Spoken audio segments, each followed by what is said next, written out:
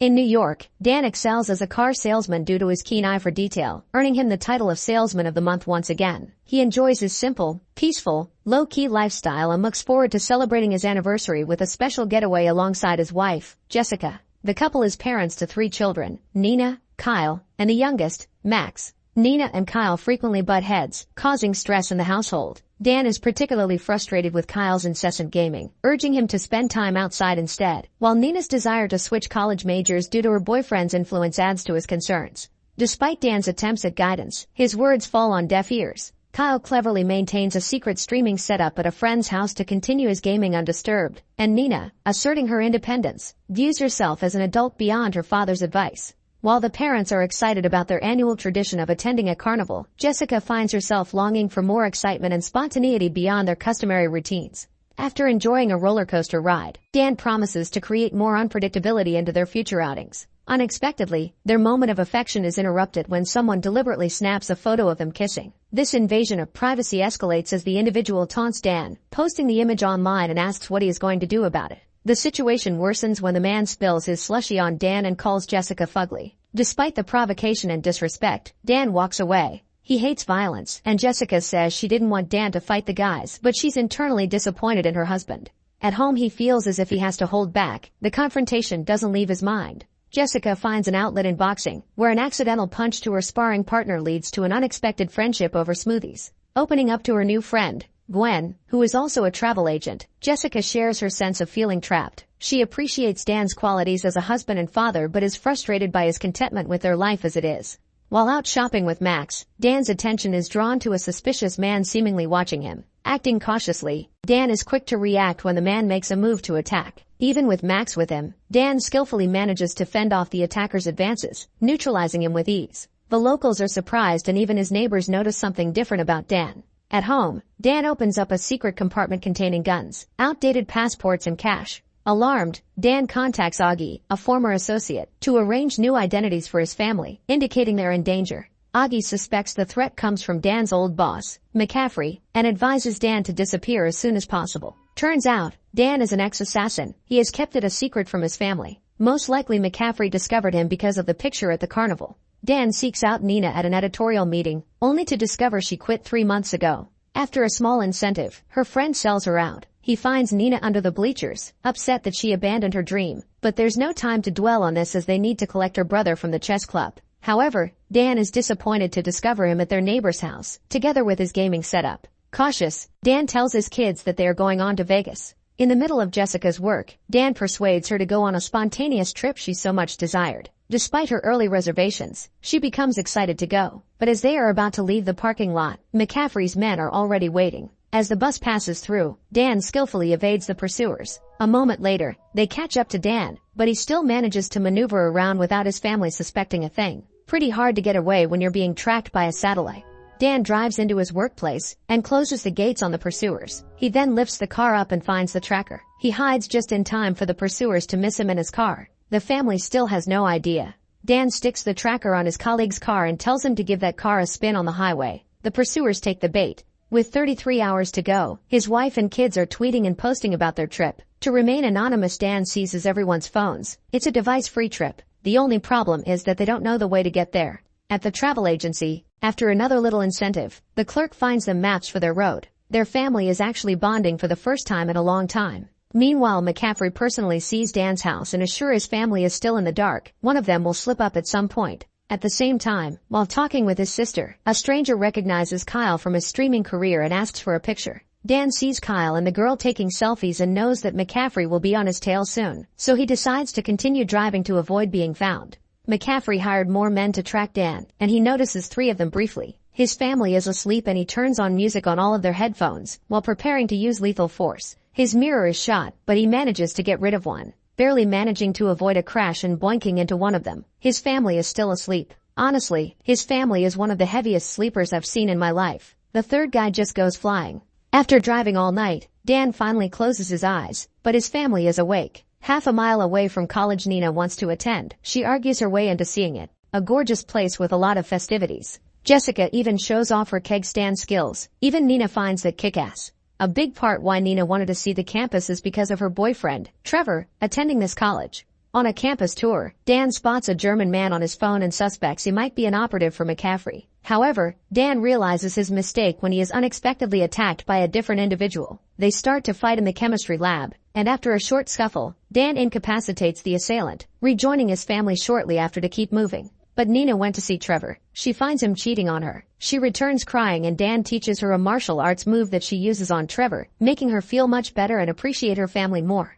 Back on the road, the family bonds even more, and as Nina is driving, she thanks Dan for always being there for her and thinks of getting back her editorial position at school. At a small motel, parents finally let off some steam. Jessica is in love with the spontaneous Dan. She feels that something is different about him.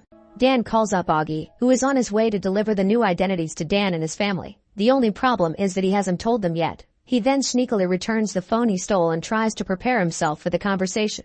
Kyle joins him and they finally talk about him being a streamer. It's something he's good at, like pro-level good. He wants to prove it over laser tag with Dan. They bet on it, first to 3 kills. This should be a breeze for Dan, being ex-assassin and all. He gets the first tag, and the second. Then Kyle retaliates with 2 of his own, but Dan gets the last one. Kyle feels conned, but the 2 grow closer.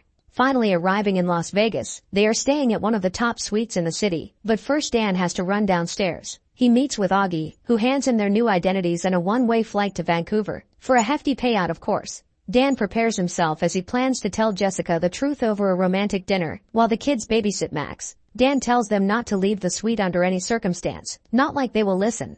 McCaffrey's men are already aware of Dan's location. Being a popular gamer, Kyle goes to the HyperX gaming arena and is even recognized and even gets to meet Valkyrie. She even lets him join her team for the finals in Valorant, but McCaffrey's men are on them as well. While Nina gets comfortable with one of the gamers that gave his spot to Kyle, Kyle is single-handedly destroying the enemy team.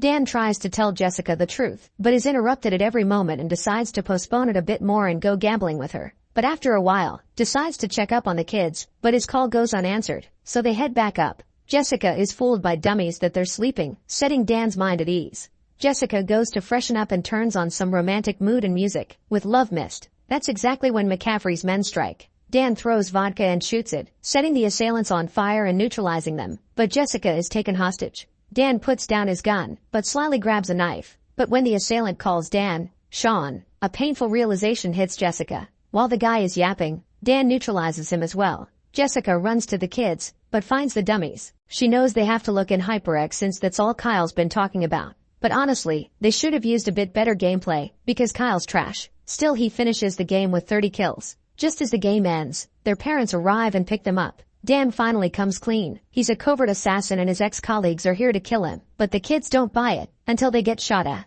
Taking cover behind a car, Dan neutralizes her, but her vest keeps her alive, so they go for a quick round 2. Dan finally comes clean about his history of being McCaffrey's mercenary and that he's killed 42 people. Kyle thinks Dan is a hypocrite and now they understand why Dan never wanted to leave the city and is so against social media. He hands them their new identities. Nina is now Molly and Kyle is Van, like a vehicle. After 18 years of lies, the family refuses to accept him. Jessica is leaving him and will take responsibility for the kids. She calls Gwen asking for help, while Dan is left to guard outside until the very morning. Despite Dan trying to explain that it's not safe and McCaffrey will come after them, Jessica just tells him to make it safe and stay away from them. When Jessica arrives, it turns out Gwen is a pretty powerful woman, and I wouldn't be surprised if she works with McCaffrey. Suddenly Gwen is talking about her ex, who made a whole new life with an insufferable woman and such. Then she made friends with the woman and waited for her to walk into her trap. Yeah, Jessica has been conned. McCaffrey is here. So unexpected. McCaffrey gives Dan a call, showing his family is in his captivity. He arranges a meeting in an abandoned hotel. McCaffrey's henchmen are all over the place.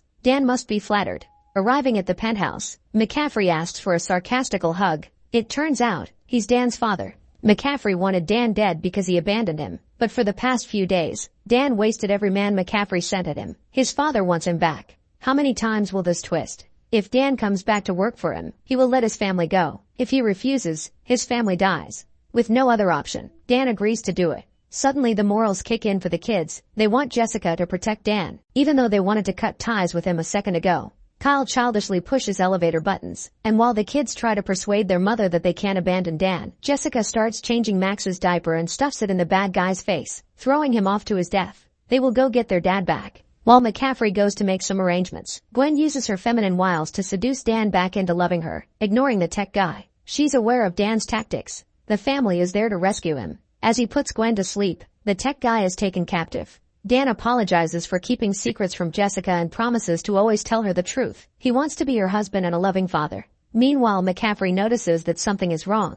Either way, the tech guy is Kyle's fan. Kyle tries out the drone and turns out Dan is really good with technology. The henchmen are coming. He tells his family to go to the roof and he will deal with them. Kyle will be his eyes and ears. Kyle uses the drone to spot McCaffrey's men and relays information to Dan, who despite the numbers, skillfully deals with them. McCaffrey notices that the drone is aiding Dan and wakes Gwen up to find the family. Dan tells his dad to call it off, but he doesn't listen, and despite 10 guys shooting with automatic rifles, no one manages to hit Dan. Noticing the elevator going up, Jessica hides the kids and shoots as the elevator arrives, but Gwen just chilled on the left. Gwen taunts Jessica, knowing that she has an advantage in hand-to-hand combat, not taking her seriously. With still solid comms, Kyle says there are 9 guys left. Dan boinks them one by one, because why hire people that can shoot straight? At least McCaffrey is proud. He finally shoots down the drone. Meanwhile, in the prolonged catfight, Gwen comes out victorious, burying Jessica under a pile of rubble. McCaffrey knocks Dan down and has a clear shot on him, but he has to yap about how weak family has made him. Meanwhile, Gwen corners the kids and that gives Jessica strength to lift up the debris, but she is still thrown around like a sack of potatoes. Dan manages to get bullets out of McCaffrey's gun, so they resort to a stick-to-hand combat. Gathering her inner strength, Jessica picks up a bamboo stick and goes for an athletic jump, but fails miserably. Gwen finds it hilarious and thinks Jessica is going for another try, but this time she throws it, killing her. McCaffrey overpowers Dan in hand-to-hand combat and picks up the gun with bullets, ready to finally end it. But then the family runs in. Nina explains that they don't hate him and mentions that family is the most important thing in life that includes him, her grandpa. That bought enough time for Dan to do that. Family finally reunites and the cops are there to greet them. 6 months later, Nina became a renowned journalist. Dan now runs a security firm to train clients to defend themselves, even employing Augie. Jessica is a coach and Kyle is still streaming. The family prepares for a major journey, loading up a rented RV for a cross-country road trip designed to bring Nina to Stanford. The end. Thank you for watching. Subscribe for more videos like this.